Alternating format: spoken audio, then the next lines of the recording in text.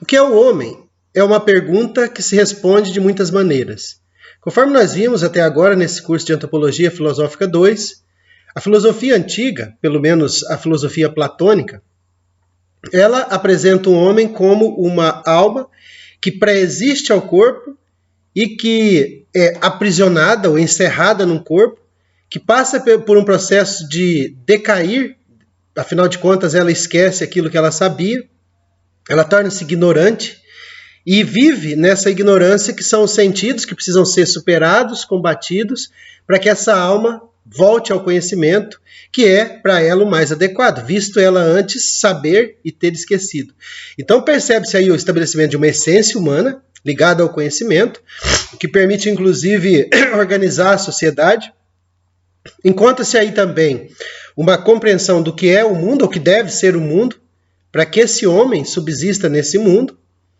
E nós temos ainda uma afirmação do que é o bem em detrimento desse mal, que é a carnalidade, que é esse olhar que se aprisiona na lama grosseira, que são os sentidos, e toda a depreciação que nós temos via filosofia platônica daquilo que é o mundo, daquilo que é o homem, daquilo que é a mulher. E nós temos, de outro lado, na filosofia medieval, e eu friso mais uma vez que é um recorte muito pequeno, mas na filosofia de Santo Agostinho, de novo, a afirmação de algo distinto do que é o homem. O homem é uma alma, nesse caso criada por Deus, que se inicia conjuntamente com o corpo. Alma essa que será posteriormente julgada, cabendo a ela o céu, inferno, ou depois eles vão estabelecer uma ideia de purgatório. Mas de todo modo tem-se de novo uma alma que é mais do que o corpo, não que pré-exista, como no caso do Platão, mas que continua existindo depois que o corpo definha, depois que o corpo acaba, e que será julgada e considerada digna ou indigna de ir para esse reino dos céus, para esse paraíso, onde, assim como no mundo das ideias, estariam as almas dos bem-aventurados. Duas compreensões de homem que, de certo modo, negam a carnalidade. No caso da filosofia medieval ou da filosofia católica ligada ao Santo Agostinho, há ainda a demanda por combater o próprio corpo, combater a carnalidade, usar cilício, açoitar-se ou coisas desse tipo, como combates, e seriam combates espirituais que eram travados no próprio corpo, que eram travados na carne, combates espirituais, evidentemente, voltados para a salvação da alma e para o controle dos apetites, o controle daquilo que vai ser considerado os pecados veniais, os pecados mortais, os 7 pecados capitais e todo esse controle que o ser humano deve ter de si mesmo para ser digno do céu, ou pelo menos do purgatório. Não ir para o inferno. Salvar as almas do purgatório é importante, mas não ir para o inferno é fundamental. Então você tem aí de novo um mundo associado diretamente a essa compreensão de homem medieval. E a filosofia que nos interessa agora é a filosofia moderna. No caso, assim como aconteceu com a filosofia antiga e com a filosofia medieval, trata-se de um recorte. Nós não vamos tratar, evidentemente, da temática da filosofia moderna, que assim como a filosofia antiga e a filosofia medieval tem a sua importância e temática próprias, mas vamos nos voltar exclusivamente para aquilo que Descartes diz do que é o homem. E também ali voltar-nos exclusivamente para Descartes. A filosofia moderna é muito mais ampla do que isso. Ela tem, além do racionalismo, que Descartes é um dos representantes, mas tem Spinoza e outros, o racionalismo como um movimento, tem-se também o empirismo, depois vai ter o Hume, Bacon, enfim, todo um movimento também empirista. E depois do empirismo a gente tem o criticismo, a filosofia kantiana, e depois o idealismo e tudo que se segue. Importa dizer que a filosofia moderna, a gente compreende toda essa complexidade, essa amplitude enorme de um período histórico também, mas mais uma vez ali nós temos a dualidade, ou ali no caso eu me refiro diretamente ao racionalismo, nós temos a dualidade. Por mais que, no caso do Descartes, ele vai falar em alma e corpo, nós estamos lidando com uma dualidade de sujeito e objeto, e o ser humano, ele, ainda que pensado como alma, essas noções elas mais remetem a uma subjetividade que é, na verdade, uma possibilidade de um conhecimento que esse homem, essa mulher estabelece sobre aquele mundo. E mais do que conhecimento, conhecimento aí pensado como domínio, como controle. É por essa razão que o texto do Descartes é sui generis, é um texto filosófico, mas que tem por título Meditações Metafísicas. E não é um mero detalhe esse título, Meditações, porque Meditações é de fato um estilo de texto que existiu, né, no período medieval, que estava bastante ligado a temas religiosos, por exemplo, ter uma experiência de Deus. Era algo que se podia conseguir através de um método que era um meditativo, né? Esse método meditativo, que eram movimentos de meditação, passos para se ter uma experiência de Deus, como no caso de São João da Cruz, que são passos para se alcançar uma experiência de Deus. Então você tem essa maneira de escrever, que são as meditações, e elas são propostas exatamente para serem meditadas. Você passa o primeiro dia, que é a primeira meditação. No caso do Descartes, ele propõe para uma semana, né? Como são 6 meditações, segunda, terça, quarta, quinta e sexta, suponhamos, e sábado, claro. Aí depois, o domingo, não teria uma meditação para esse dia. Mas quando ele começa, é para se fazer aquilo ao longo do dia e passar o dia meditando sobre aquelas razões. E a primeira pergunta que o Descartes faz é sobre o que há de válido naquilo que o homem, que a mulher, que o ser humano sabe. Isso porque ele se coloca do ponto de vista do cético. E de uma dúvida cética é levada ao extremo, a dúvida hiperbólica. Né? Hipérbole é algo exagerado, então a dúvida hiperbólica é a dúvida exagerada. E de fato ela é exagerada, porque ela parte de um princípio, no mínimo discutível, que tudo aquilo que nos enganou uma vez, nós temos que nos precaver porque vai nos enganar novamente. É esse o princípio básico das meditações. E elas são meditações porque elas almejam fechar um assunto sobre o que pode ser verdadeiro, e esse o que pode ser verdadeiro, o que pode ser verdade, passa por dizer o que é que eu sou, ou o que é o ser humano, o que é o homem, o que é a mulher. E é mais interessante ainda porque Descartes cerca todas as possibilidades. Quando se fala da dúvida cética, eu convido a leitura, né? Leiam a primeira meditação. Descartes ele parte desse princípio de que os sentidos enganam. E é verdade. Só que os sentidos enganam e os sentidos não enganam. Os sentidos enganam e os sentidos permitem também a correção do engano. Todavia, o que Descartes faz é radicalizar esse princípio. Aquilo que já nos enganou uma vez, não é muito inteligente fiar-se, né, naquilo ou naquele que já nos enganou uma vez. E como os sentidos enganam, de que modo os sentidos enganam? Não nos trazendo a realidade das coisas. Descartes sequer imagina que essa realidade é presumível, como depois a gente vai descobrir com o Kant, que é uma realidade construída.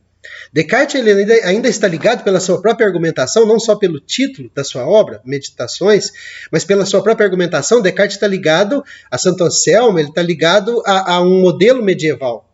Só que os objetivos dele, isso faz dele um moderno, são nobres, que é estabelecer o fundamento do conhecimento. Mas como é que ele faz para chegar a esse fundamento? Ele parte primeiro dessa dúvida. E ele exagera essa dúvida de tal modo que eu devo então colocar em dúvida tudo aquilo que eu aprendi pelos sentidos. É como jogar o bebê fora também porque a placenta não é importante. É como se não houvesse uma separação prévia. Ao fazer isso, Descartes estabelece um primeiro ambiente do campo transcendental, por assim dizer, que é aquele ambiente em que as experiências individuais, sobretudo aquelas que demandam aquele debate infinito sobre detalhes da realidade do mundo, não vigem, porque eu não confio em nada que eu aprendi pelos sentidos. Só que depois o empirismo vai mostrar isso, na verdade, quase tudo, ou praticamente tudo que eu aprendo é pelos sentidos, não tem outro modelo, não tem outro caminho. Mas independente disso, Descartes, pelo princípio da dúvida hiperbólica, coloca em dúvida primeiro os sentidos, depois ele coloca em dúvida o próprio estar presente a ele mesmo, quando ele se pergunta, esse é o chamado argumento do sonho, se ele não estaria sonhando. E esse é um argumento interessante porque remete a até uma música do Raul Seixas, né, sobre o sábio chinês, mas um conto de um sábio chinês que sonhou ser uma borboleta e se perguntou se ele não era uma borboleta que dorme e sonha ser um sábio chinês. E essa seria a realidade do nosso mundo. E por poético que seja, de fato, a possibilidade de estar sonhando questiona boa parte das verdades que nós temos a nosso respeito. Inclusive aquelas verdades que são ligadas ao mundo material, porque no sonho muitas delas podem ser transgredidas. E ali também há a possibilidade do erro. E depois, não ainda satisfeito, completamente satisfeito de cercar essa situação da possibilidade de estar sonhando, Descartes eleva ao extremo e se pergunta sobre um gênio maligno. Primeiro, se Deus é enganador ou poderia ser enganador, porque de fato o curioso é que se Deus for enganador, num ambiente em que Deus existe e é absolutamente poderoso, se ele quisesse nos enganar que 2 mais 2 é 5, e nós sempre nos enganamos dizendo que era 4, ele poderia. Ele poderia, inclusive, porque o tempo é instantaneísta em Descartes, interromper a minha existência agora e eu recomeçaria ela no instante seguinte sem saber que ela foi interrompida. E eu poderia continuá-la sendo outra pessoa, outra coisa. Então, você tem uma série de questões aí que podem ser levantadas. Mas, de todo modo, você tem no final da história uma dúvida que leva a um momento desastroso, que é o final da primeira meditação, onde não resta nada que possa ser verdadeiro. Porque se os sentidos enganam, isso eu tenho certeza, porque eu posso experimentar. E se eu posso estar sonhando, e a isso tudo some-se o fato da possibilidade de Deus ser enganador. Mas é melhor não mexer com a ideia de Deus, melhor então supor a possibilidade da existência de um gênio maligno, tão poderoso quanto Deus, que serve-se apenas em me enganar. E aí você tem o quadro inteiro daquele final do primeiro dia, né, que é bem sombrio, em que não há nenhuma verdade, nada há por saber e tal. Isso nos leva ao início da segunda meditação, da natureza do espírito humano, de como ele é mais fácil de conhecer do que o corpo. O espírito é mais fácil de conhecer do que o corpo. O Descartes diz o seguinte, a respeito do que é o homem. Eu, então, pelo menos, não serei alguma coisa, mas já neguei que tivesse qualquer sentido ou qualquer corpo. Hesito, no entanto, pois que segue daí, serei de tal modo dependente do corpo e dos sentidos que não possa existir sem eles? Mas eu me persuadi de que nada existia no mundo, que não havia nenhum céu, nem terra, espíritos alguns, nem corpos alguns. Não me persuadi também, portanto, de que eu não existia? Veja, o primeiro dia de meditação, que deveria encerrar, se a pessoa dormir e no outro dia reiniciar com a segunda meditação, inicia-se nessa absoluta ausência de algo que seja verdadeiro ou palpável ou que possa servir como base para construir alguma noção, alguma compreensão do que seja a verdade. O próprio homem pode questionar sua existência a ponto de aparecer com esse louco, né, que o Descartes revela, esse louco que olha para si mesmo e começa a questionar, mas será que eu sou? Será que algo existe? Será que há o mundo? Será que há corpos? Será que há carne? Será que há músculos? E ele continua, certamente eu existia sem dúvida, se é que eu me persuadi ou apenas pensei alguma coisa. Mas há algum não sei qual enganador muito poderoso que poderia usar o seu poder, o seu ardil, em me enganar. Ou seja, eu poderia, aí ele retoma o percurso da dúvida, pelo menos na sua base, que revela que na verdade alguma seria possível. E a gente chega na parte final, que é a mais dramática, digamos assim. De sorte que, após ter pensado bastante nisto e de ter examinado cuidadosamente todas as coisas, cumpre enfim concluir e ter por constante que esta proposição, eu sou, eu existo, é necessariamente verdadeira todas as vezes que a anuncio ou a concebo em meu espírito. Aí o ponto 5, mas não conheço ainda bastante claramente o que sou, eu que estou certo de que sou. De sorte que, doravante, é preciso que eu atente com todo cuidado para não tomar imprudente alguma outra coisa por mim, e assim para não equivocar-me neste conhecimento, que afirmo ser mais certo e mais evidente do que todos os que tive até agora. Ou seja, Descartes ele questiona essa experiência que eu tenho de mim mesmo, que pode me provocar dor diante de um beliscão, mas acredita como verdadeiro a ideia de mim sobre mim mesmo que eu sou, visto que, por mais que eu possa ser enganado pelos meus sentidos, eu posso ser enganado pelos meus sentidos porque eu sou. E se eu posso estar sonhando, é porque eu sou.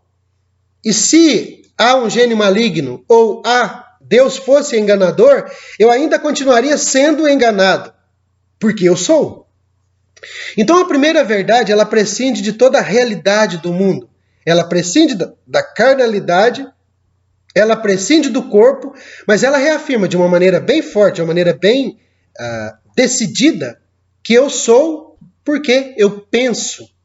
A gente sabe a continuidade da obra, eu sou, eu existo, porque cada vez que eu penso nisso ou concebo em meu espírito, eu efetivamente sou no mundo. Vejam, o privilégio, pelo menos, de que goza nesse momento algo de distinto daquilo que eu sou efetivamente como carne.